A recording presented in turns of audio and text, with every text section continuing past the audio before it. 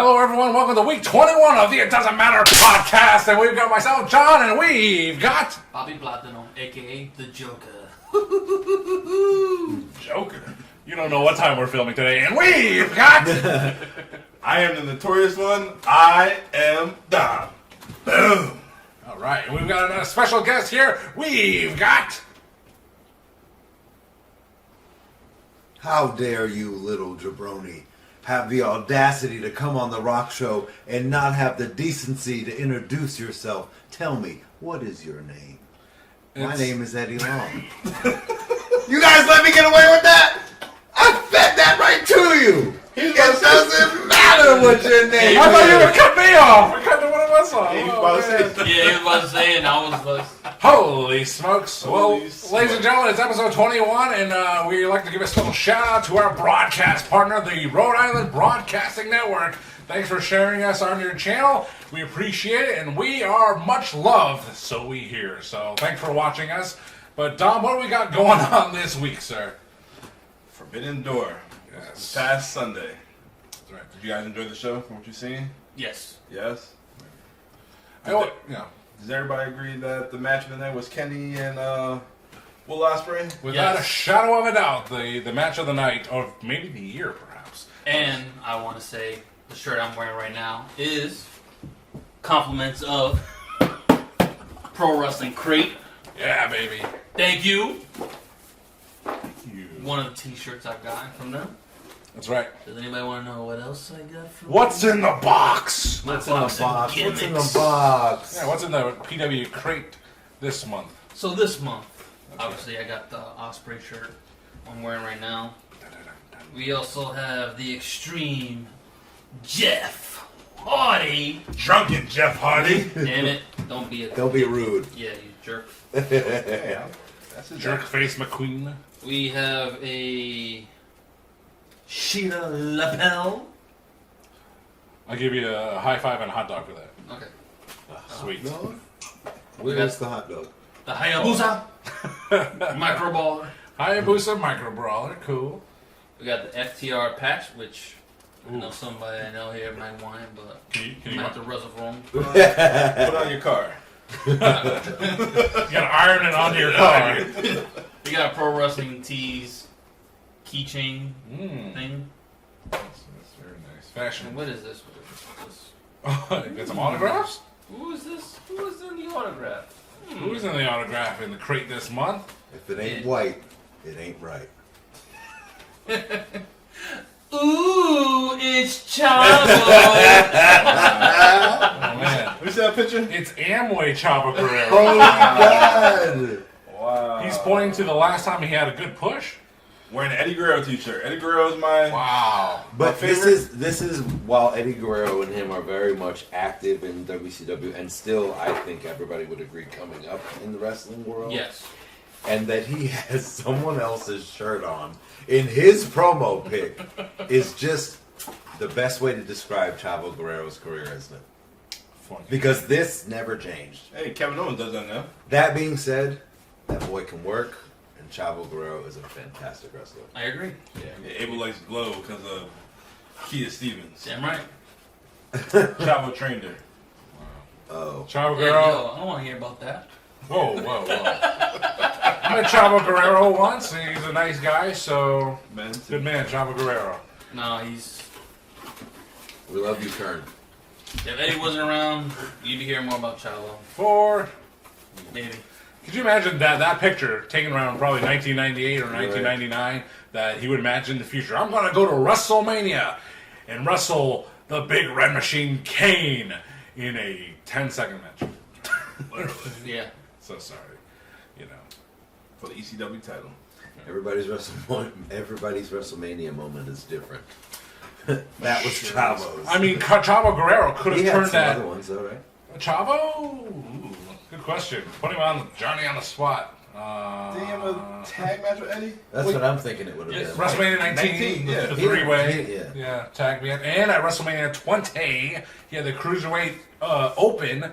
And for all Chavo Guerrero's bitching and kvetching that he didn't have to wrestle every Cruiserweight at one time. They came in gauntlet style, Or actually, no, he wasn't even right. Chavo Guerrero was like Goro. He was the ultimate boss, and all the other cruiserweights had to fight before they got to Guerrero. Did you hear that combination of words? Yeah, just...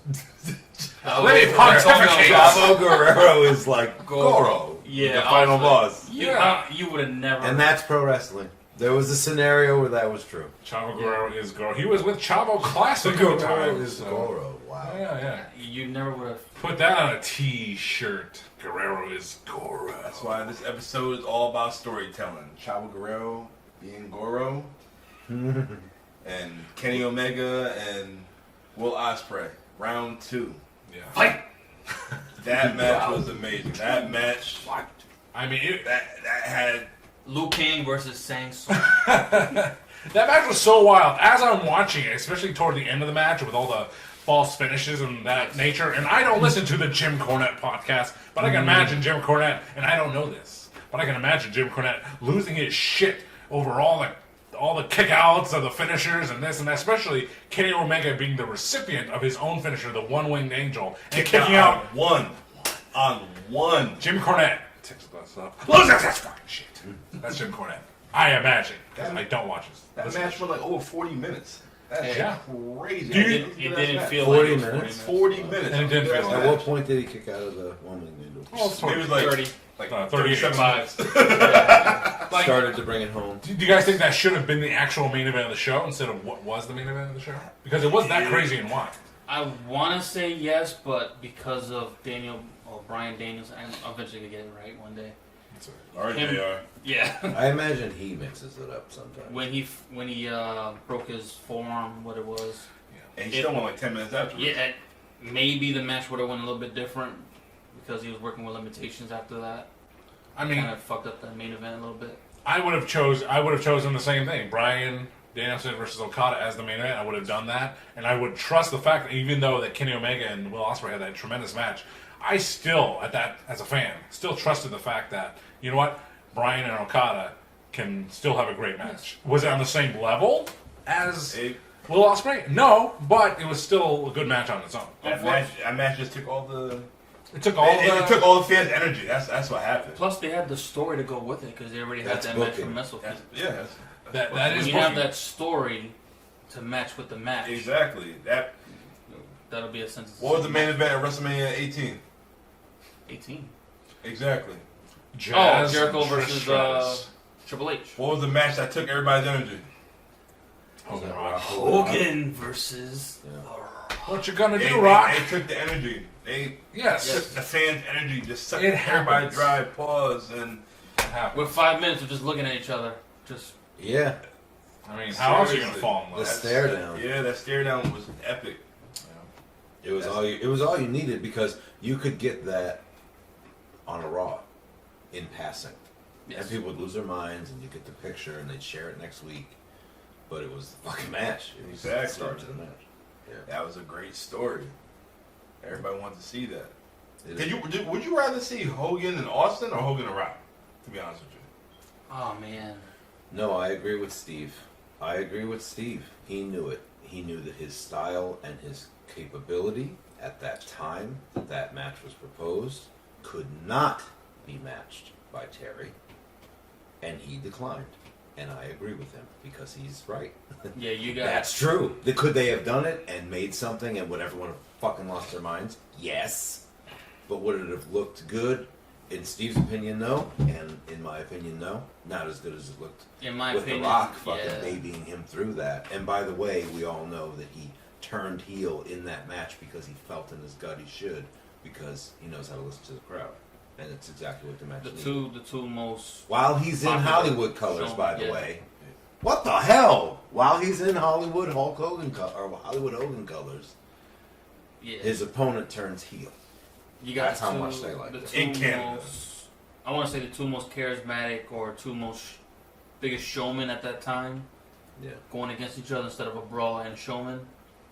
They knew what time it was. They knew what to listen for and where to go. So That's the stare down. They were Yeah. the two best sports entertainers. yes, I don't know if Austin would have really took the time to be like, all right, let me just soak that in. I'm just gonna go in and brawl. No, The Rock starts every match with soaking in the electricity. Yes. So of course he could give you that. It's objectively a fantastic, like, great moment in wrestling. Could have been a great match. Could have. No, I agree with Stone Cold's assessment of the situation in that, like, what would have happened to Stone Cold is what happened to The Rock. And Austin would not have swapped roles as seamlessly as The Rock did. Right. And Austin knew that, and, you know, unfortunately, from a fan perspective, we're like, we could have gotten this match. Why didn't they do it? And instead he faced Scott Hall, a not great Scott Hall at the time. Sort of, you know. But so, in retrospect, Austin was right in that he chose not to do the match, even though it was probably his first, like, pick, you know.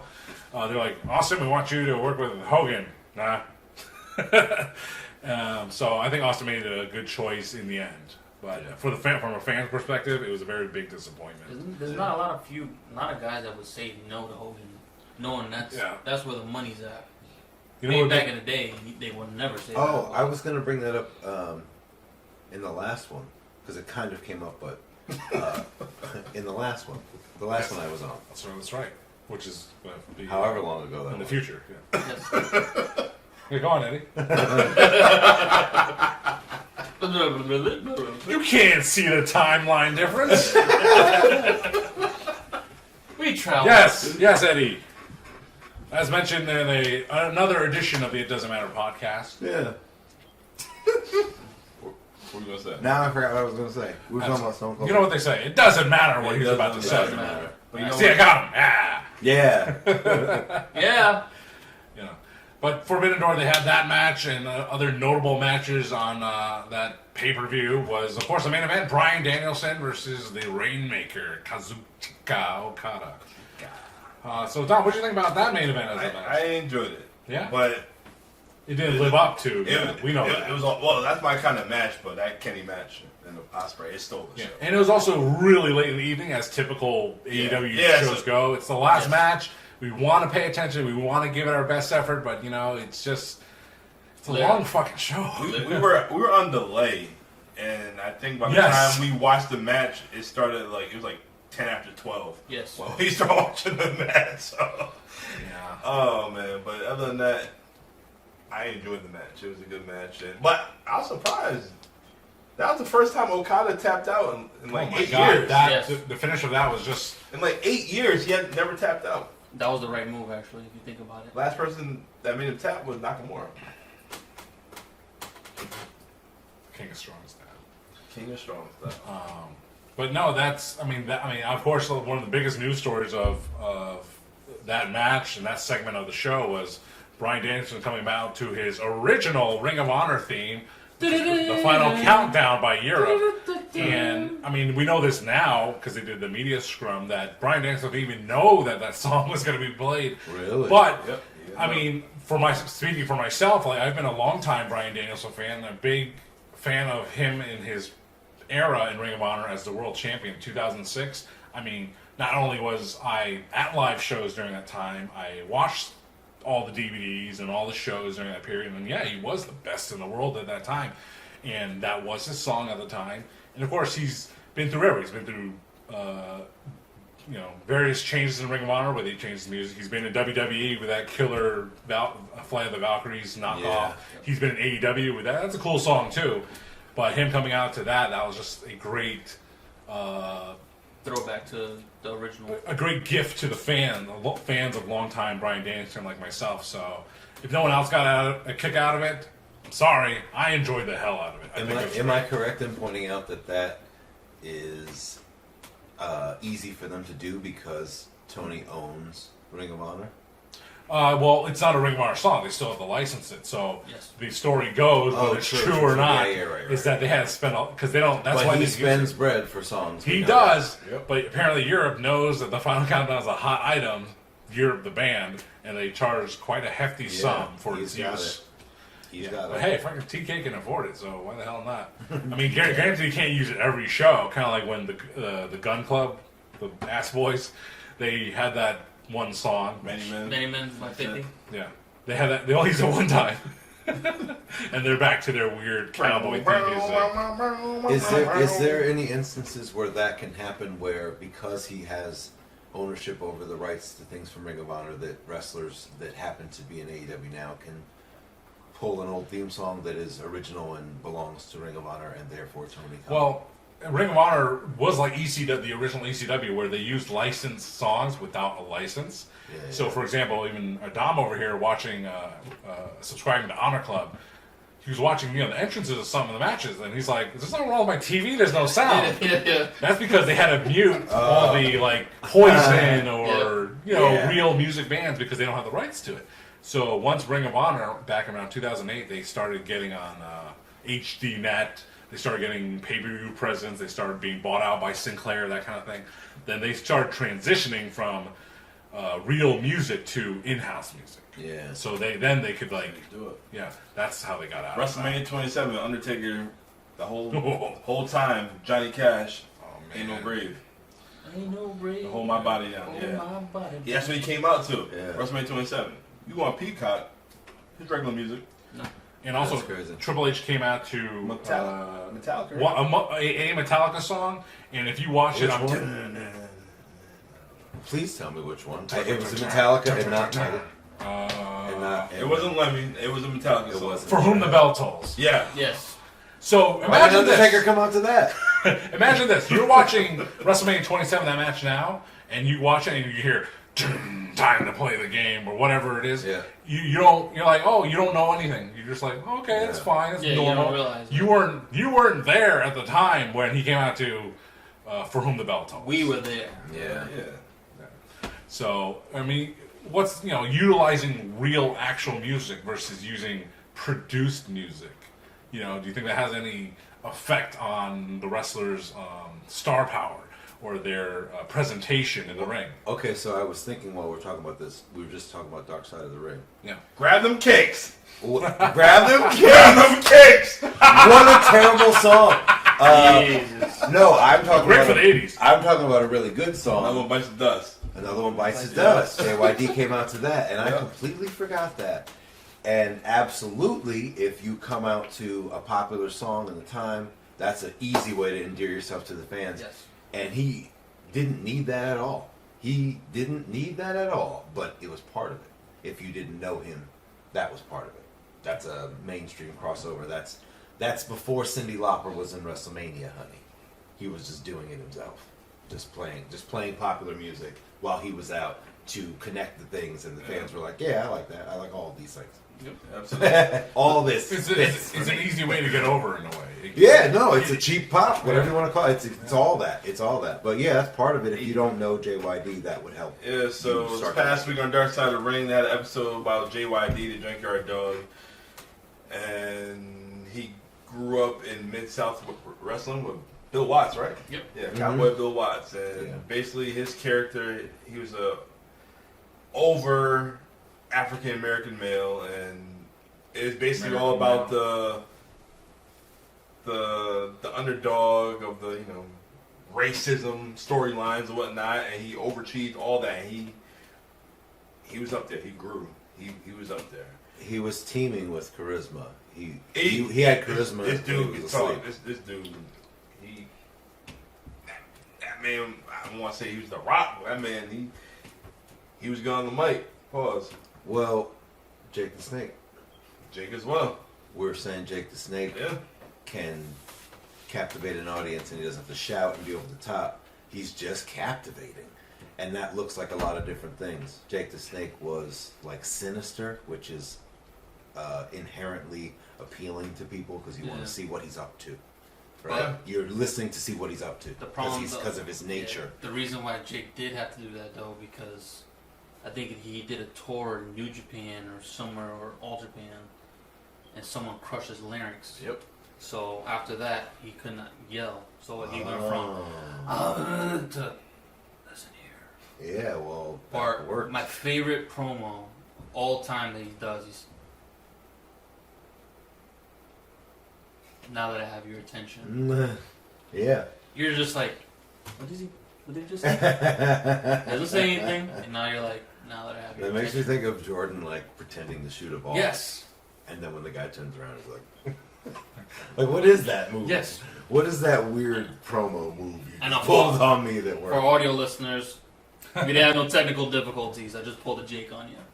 Yeah. But Jake the Snake Roberts, JYD are people who can captivate an audience with their charisma. It's that Mid-South right there. Ted Ted DiBiase. DiBiase. And not have to be over the top. JYD was over the top, but not in his promos. No, he wasn't. I don't really think he was anything crazy over the top. For the time, everybody was shouting at the top of their lungs with the fucking microphone.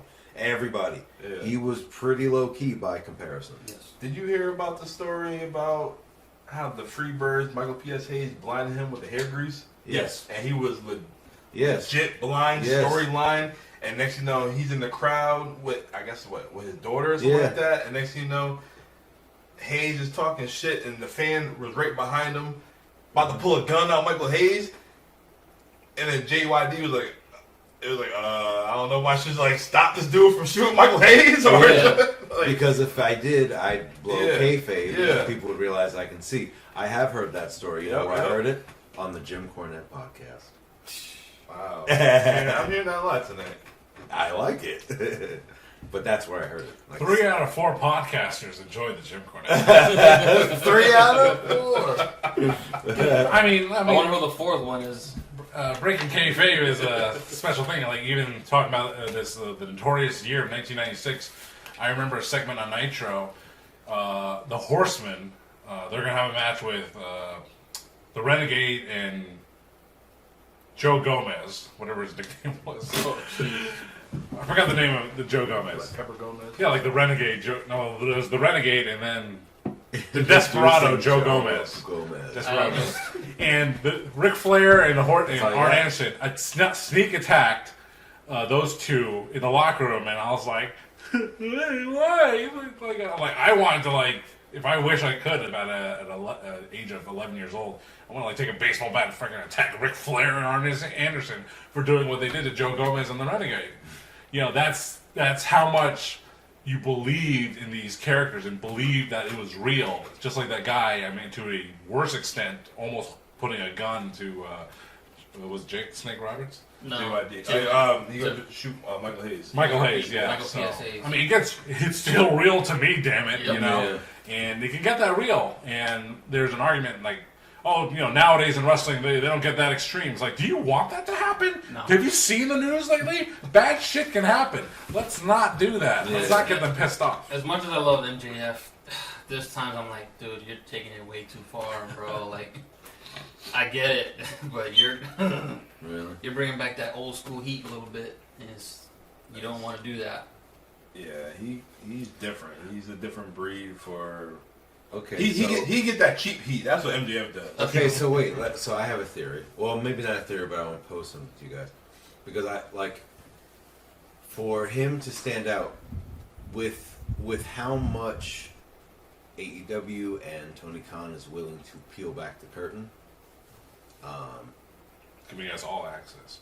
Yeah, all access. Something we didn't ask for access to.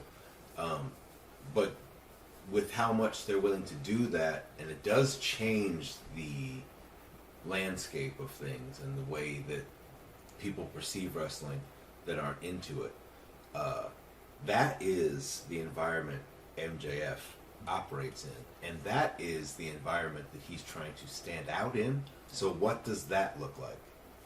And I think it looks like what you were saying. Like maybe he feels like he has to go extra, extra, extra because we're already going extra with the access. Mm-hmm. Yes. I just think it's I just think it's interesting to figure out what that would look like because I do think that the environment that promos are crafted in for AEW is very different than what we're traditionally used to. Yeah, with AEW you can tell nothing's scripted. Everything's off the cuff, and you gotta basically get yourself over. Well, AEW, I don't think they use the canned words like WWE Universe, which I noticed Kathy Kelly using on Raw this past week. Forced verbiage and some of the bad promo. I mean, of course you have Seth Rollins and Sami Zayn, Kevin Owens, Roman, Paul Heyman. They are seasoned speakers. Well, let's give it to someone who's less than. Give it to anyone from NXT. Really, they only know what they're trained to do. I love Natty, but he... Natty? Natty Nightheart. I feel like they still just... I'm so sad. I'm like, oh, God. Or how about Dana Brooke? Dana Brooke in NXT, she's just like reading from a script. Yeah, you could tell she's like literally like, I am Dana Brooke. And this is how I going to speak. Yeah, they all sound like Tony Khan. That's why I be dating this cancer. This week on Rampage. It's going to be. See, that's not even my bit. That's Ray's bit. That's Ray's right? bit, yeah. You're watching. We're stealing from you. Yeah, you ain't here. So, tough shit. Sorry. Bald-headed dude with a beard. The world needs more of deleted! Delete! But yeah, so that was Forbidden Door. There was a bunch of other things going on there. One thing was, I think it was a tag match with Sting, involving Sting and Did he Darby. jump off of something? Not that night. Sting did not look great that night. Okay, Dynamite he did. On Dynamite, So it was Sting, Darby Allin, and Naito versus Jericho, Suzuki, and Sammy Guevara. Right, that's right. So Naito was in the match as the first time in AEW, and he didn't take off his T-shirt, which some see as a sign that he wasn't trying that hard. And you know what? That match came late in the show, and it was very clunky. It was not that good. It was a buffer match. It was right after Kenny and Will Ospreay. Yeah, it was sad to see. It was just not a very good match, and according to some, it was totally unnecessary. And you can't argue that based on what we saw at Forbidden Door. I agree. We also had Sonata versus Jungle Boy. Sonata looked like money. This dude, he got rid of the blonde hair and the fucked up goatee he had, and got a suit, the robe with the hand on it. That shit was pretty dope. That was different. Sonata is money, and he looks like money. I'm glad for it, but he walks like he has bow legs already, and that's bad for New Japan as a whole. But the significant thing after that match for the IWGP title was that Jungle Boy turning heel by clothesline hook after the match. So Hollywood Jackpot. Looked laid out like he took the Rainmaker. Basically. But he took it on the stage. And he was out for a significant period of time. Had Taz pissed off. Oh, man, Taz was so upset he left the show after that point. Was replaced by the incomparable Tony Schiavone. Listen, brother. What you do, you trust me. You're in for a rude awakening. So what else was a Forbidden Door there? For Forbidden Door, It was also, you can't forget about MJF and Tanahashi to kick off the show. That's right, opening the show for the AEW Championship. MJF defending the title against Tanahashi, and Tanahashi, the ace of New Japan, and he was, as many people called, the John Cena of New Japan for many years. But Homeboy getting a little old. Yeah. And he had a poor showing on Collision the night before. He's getting really long in the tooth. I mean, he still has that star power, but, not Tanahashi's best work. But, MJF, he still looked good in the match, and, of course, he took away the win after some chicanery. So. I like what he said. He said, yeah, let me put me on first so I can get the fuck out of here when I'm done. Put me on first, catch me outside. We also had Koshima versus CM Punk. Oh, man. So CM Punk's first singles match outside of Chicago. After a year, facing off against New Japan legend Kojima. And Kojima, that's all right. Kojima, I mean, he's one of I admire the guy a lot. I mean, I didn't see him in his prime, but seeing him in the G1 tournament, seeing him on random shows, he's very charismatic. Comparing him to like a hardcore Holly doesn't sound like a compliment, but for longevity, for loyalty to a company, for solid work, maybe not getting the push he deserves. So yeah, Kojima is like a hardcore Holly. And was he in that locker room? What's that?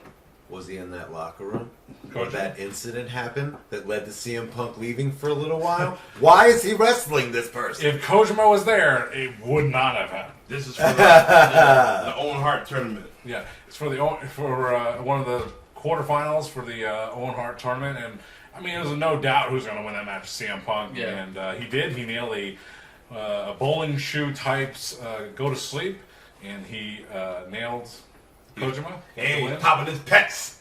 And they had a peck off, which is on our It Doesn't Matter OnlyFans account. So that was that match, and it was okay. It was fine. Nothing terribly of note for that match. Overall, I give Forbidden Door a B. Yeah. It was okay. Seven- It was seven- better than the 7.5. last one we watched. It was better than Revolution. No, it wasn't Revolution. What was it? What Double or was it? Nothing. Double or Double or Nothing. nothing. Yes. Yes. I mean, all AEW shows have. I mean, they've never truly disappointed because it's such a bar. But Double or Nothing was a little like at the bar at just neutral level, and so Forbidden Door I would definitely say was a step above Double or Nothing, and I would like to go back and revisit the Kenny Omega and Will Ospreay match. I'd like to revisit all the matches, all the major matches on that show, except for Willow and Tony Storm. That was terrible. I mean, I'm into both of those competitors, but it was The story just didn't. it didn't have a good storyline support. I mean, it had a storyline that they were hyping for weeks, but people just didn't care. They weren't invested. We all know where that story was supposed to go. It's supposed to be Tony versus I mean, I would like money. Yeah. I would like to give a Well, special wasn't shout it? out. Not that Or one. ACL. Oh, that's right. I did hear that. Give a special shout out to Tony Storm, who, after having been in AEW for maybe a year less than or over a year now, she has finally become and shown the confidence in being a ring general herself, which is one of the highest compliments you can get in wrestling. That she is now a ring general. She now has the confidence. She is now the man as the Hey, now. AEW champion. But she's not the ring. No, she's not. Looks way better. There's only one. But her in-ring work, she's got it all. She has figured it out, and it's something she wasn't able to figure out on her main roster run against Charlotte. Let me not say what I was gonna say. I didn't see her time in NXT. Maybe she had that What's same. I was I gonna say didn't. something, but I'd probably get canceled. I didn't. So we had a. I cancel it every day. I was gonna say put me in that gas chamber.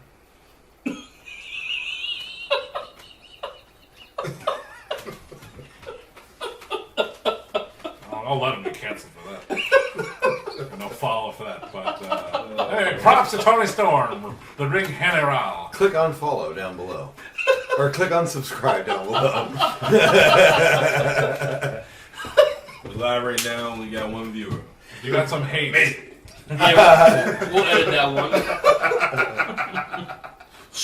Star White. But now I want to talk about Please. a little more storytelling in professional wrestling. All right. Eddie, man, what do you think about the Bloodline story?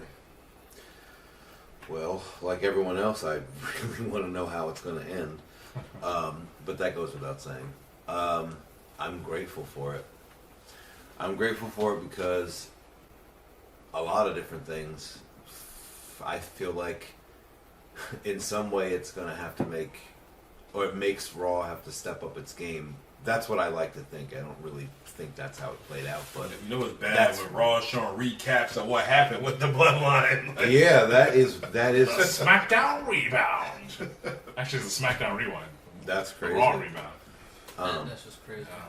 But of course, Paul Heyman is all up and through it, you know, and he's weighing in on it. But we just earlier were talking about, I forget in what context, but we were talking about some of the younger wrestlers. I forget what we were talking about, but Yeah. this is an example of that, where if you let these kids go at it, because in the grand scheme of things, the Usos, you know, there's still much more for them to do. I feel. Long as They- active tag team has been like 9 years, something like that. Seen the other day. Yeah, but I mean, They were like, 13 years. There's, 13, there's still more for them to do, and I think that I call them kids because in the grand scheme of things, like as long as We're wrestling's old. been around, Yeah. their stamp or their run is pretty insignificant in terms of length. I mean, 9 years in the wrestling game. I mean, like that's something you appreciate, but like they haven't been around forever, so they're kids. I think of them that way. Yeah, we're old, but But anyways, I remember the what Bushwhackers. what I'm saying is, if you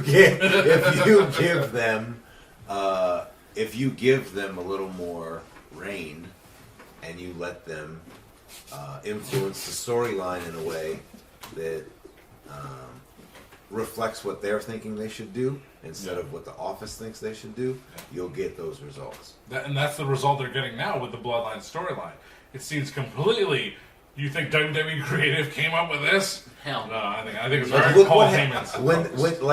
first of all, step back and realize that there was a period of time pretty recently where Vince McMahon was plucked from the WWE. What is that?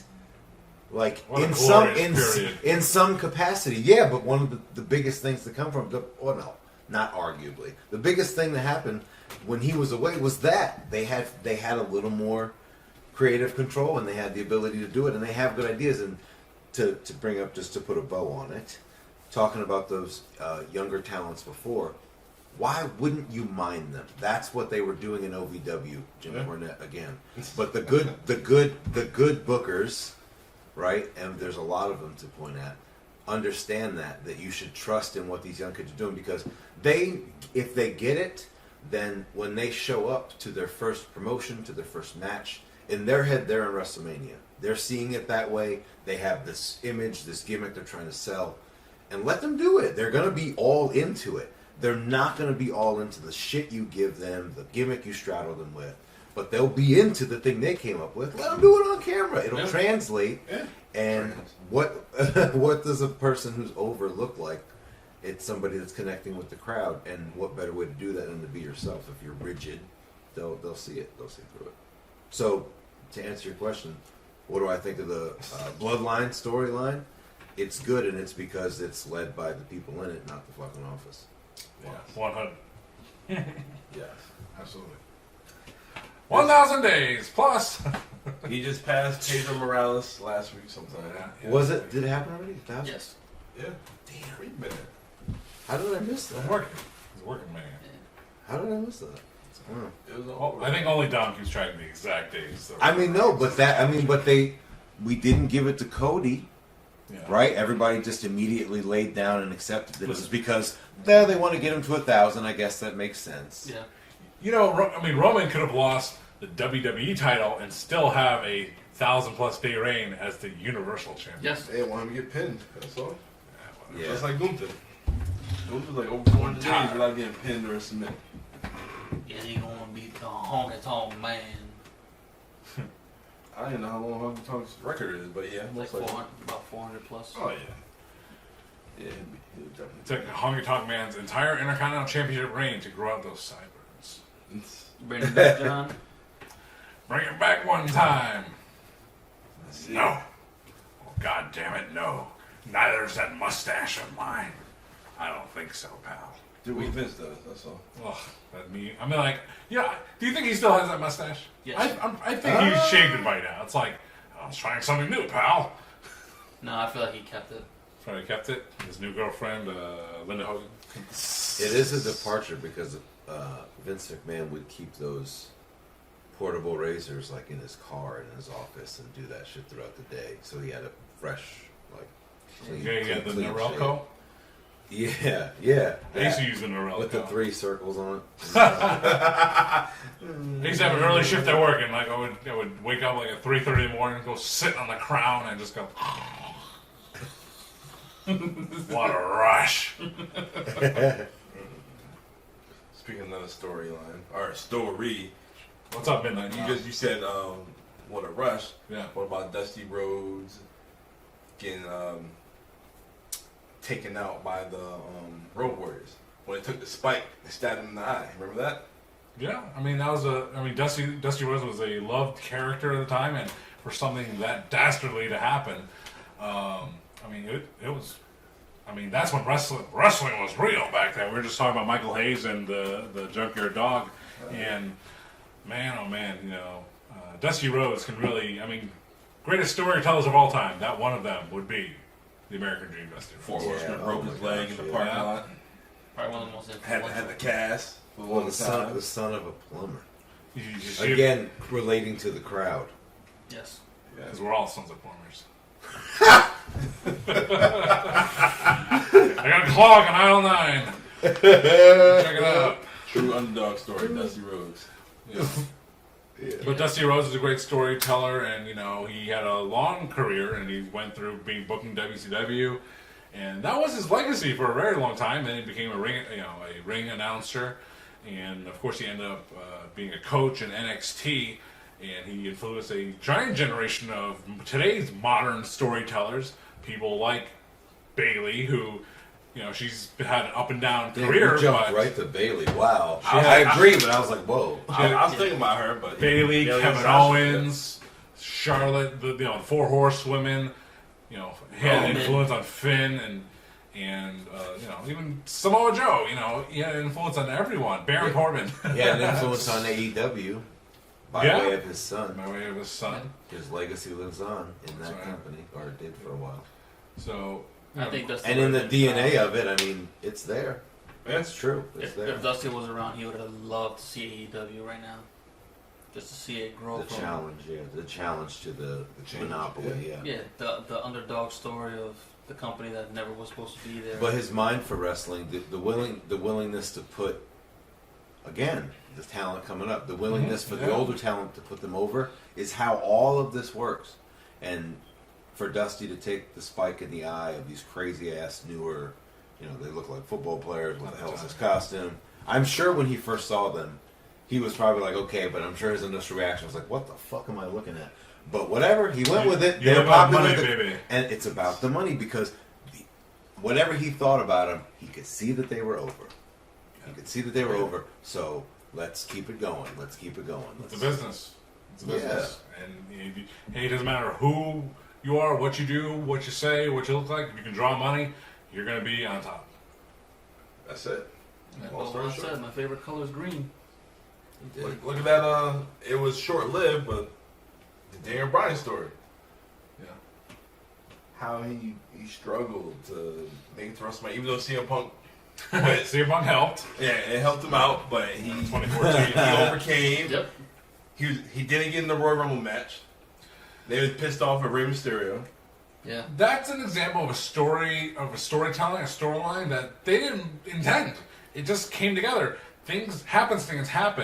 Things like Daniel Bryan getting super over with the fans, especially during the Championship Ascension ceremony.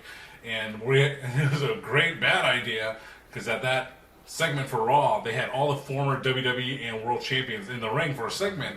And who was fighting? Randy Orton and John Cena. And everyone was chanting the shit out for Daniel Bryan because he continuously got screwed from 2012, 2013, up to 2014. Yep. And you want to talk about great storylines? Like, it led to a great 2 matches at WrestleMania. The opening match with Triple H at WrestleMania 30, and of course the main event where you still didn't know if Bryan was going to make it to the main event to make it a triple threat between Batista and Randy Orton. So that was a great storyline. But unfortunately for me, you're picking your favorite WrestleMania moments of all time, which we've discussed on this podcast. Yep. For me, unfortunately, because I love Bryan, as mentioned earlier, it was eclipsed by Kofi Mania. Yes. Yep. Another one that wasn't supposed to happen. Another one that wasn't supposed to happen, and it's like, so my friends asked me, it's like, dude, you're a big Danielson fan. How do you feel about him having his Yes-Mania at WrestleMania 30? Yes-Mania. Yeah, and I'm like, dude, I'm ecstatic, but Kofi Mania, oh man, holy smokes. I got the T-shirt. Yeah. Not Rise Above Hate. Believe. I'm not sure what it says. Do you believe in life after life? But that was another good storyline and good song. Another good storyline. We had CM Punk and John Cena at the 2011 Money in the Bank. Blood everywhere. Yeah, it was 11. 11, yeah. That's when Punk won the title and he left. You could have timed it better. Could have timed it better. Next you know, I was doing Maria Kanellis. What were you doing? I'm not Mike Bennett. Or Kanellis. Cook. Mike Kanellis. He's the greatest. That could have been something, it really could have. Terrible. The Mike Kanellis action figures in the bargain bin at Ollie's. Oh, jeez. Yikes. You might just go over there just to have it. Might as well recycle that plastic. It's the greatest. I think I got this shit on my phone. That's crazy. But now that CM Punk thing, which led to, I think, was it the following night they had another tournament? Mm-hmm. Yeah. Oh, man. And the main event was what? Rey Mysterio and John Cena. Bullshit. Yeah. And then Rey Cena Mysterio came wins back. the belt, and Yeah. then at the last minute, they're like, oh, well, they put John Cena against Rey at the end. Yeah, It's John like, Cena, they just yeah. basically screwed Rey. You know what that reminds me of? That was this happened on back in 2005, where the WWE champion on SmackDown, John Cena, got drafted to Monday Night Raw, and so Batista was already on Raw. So Teddy Long, playa, had like a tournament or a gauntlet match with a bunch of guys, and he had a brand new world championship in a brown bag, and it's like the winner of this tournament gets this championship, this brand new championship. Of course, after the match was over, I think it was won by JBL. JBL's like, yes, I'm the new SmackDown champion. And then Teddy like, hold on, player. The brand new draft pick to SmackDown, Batista, the world champion. So then it's like JBL no longer could win that belt. He was just the number one contender for Batista's world heavyweight title. Playa. Holla, holla, holla. JBL was great. Very good. He's a wrestling Very god. He was real. Yes. He was a bruiser, though. Oh, hell yeah. What do you think about him and Eddie Guerrero, your Mount Rushmore guy there? Yeah. I mean, Eddie was at JBL's wedding. Right? Or the other way around? I think Eddie was in JBL's wedding party. Yeah, it was. Yeah. Yeah, it was Eddie Eddie and JBL. Eddie and Taker and like Canyon? so many storylines, what we saw on TV was really, really good because of their chemistry, because they were friends. Yeah. Rock and Austin famously were friends outside of the ring, and they were rivals inside the ring, and that's why that shit was awesome. Because what kind of match could you guys put on? Who? If you guys could sit down and think about how a match would go, you know what I mean? Like if you really had to do that. Me and Dom? Any combination of you, because you guys know each other, so you know what I mean? You know each other's strengths. Right away, you suggest something that he'd be strong at, because you know it would make you look weak for a second, and you come from behind. You know these things, so that's how you lay out a good match. I would definitely be the baby face. Even though you've always said, I'd rather be the heel. I'm like, I like the challenge. Not out here laughing like Mark Hamill. No, not for that. If Abel and I had a match, it would probably be like a squash match. But hear me out. Wow! Hear me out. And you'd be the heel? I would be the heel. Hear me I out. know! Did you hear what you just said? I know what I said. If I had a match with him, It- it would probably be a squash match. he would be. Wow! It doesn't matter. Podcast nerd shade. Wow! No, it's fine. I know where this is going. He though. would be that sympathetic Yeah. baby face. He would be that 1, 2, 3 kid. You He book would that? he would get his moment. Oh, I get it. Yeah, that was I it. know It would be a exactly. squash. He might remember when Razor and 1, 2, 3 or Lightning Kid. In whatever the they diaper was. match? Not that one. But yeah, he would probably get squashed out. It and would he could get that it one. would, that no, one it would be Sheamus versus Bryan Danielson. You'd catch me off guard, like when I'm not paying attention. Boom, everybody like, what the fuck? So you kissing the ladies. Yeah, who you If I- kissing? Nothing wrong with that. If I really had to envision it like that, because I appreciate that. I didn't know that's where you're going with it, but that makes We've again, we've the talked about story. Yes. The We've visual didn't make sense to me, but it did once you explain You the said- story. You said one match. You didn't say Right. No, We you're know right. what You're we're right. gonna So build up to. going off that, if I really had to think about it, I love that you said that you would be the face, because that is interesting to me, because I thought you liked heels. No, no. My I'm fucking a match baby in my head like that What he wants to be versus what he wears on his feet. definitely doesn't end. My match like that in my head definitely doesn't end with me doing a finishing maneuver and pinning somebody. It ends with me hitting somebody in the back with a fucking chair. So you're here. I'm fed up. This match is over. This is bullshit. I'm hitting him in the chair, and I'm taking in all the heat, and everybody's pissed at me, and my outfit's better than yours, and I'm gonna say all the fucking cool shit in the promo. Did we just see that not too long ago? That's how it would go. The way Mr. Hughes. Yeah, we did. Dude, I would be losing matches or winning matches and immediately going to put my sunglasses on. Back on. We're back in promo mode. Yeah, as soon as the match is over. The reason why I go babyface, I'm going off of my own personality. Just people being around me that don't know me. I see within 5 minutes, all of a sudden. Do you ever get Gentle Giant? Of course Yes. you do. A That's lot. it. So if you can't fight it, this is why. You know what I think? Actually, I wish I brought this up when you were talking about Roman Reigns earlier. I think that there was a time when not Rhea Ripley, who we all love and adore. Mommy. When fuck, why is it Bailey. No, Ronda Ronda Rousey. Rousey, yeah.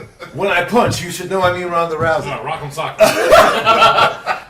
Yeah. There was a time, there was a window. You know! There was a window. Amanda Nunes knows very well. Listen, Yeah. long-term storytelling. There was a window where, maybe it can still happen actually, where Ronda Rousey could have been a female Roman Reigns. Yes.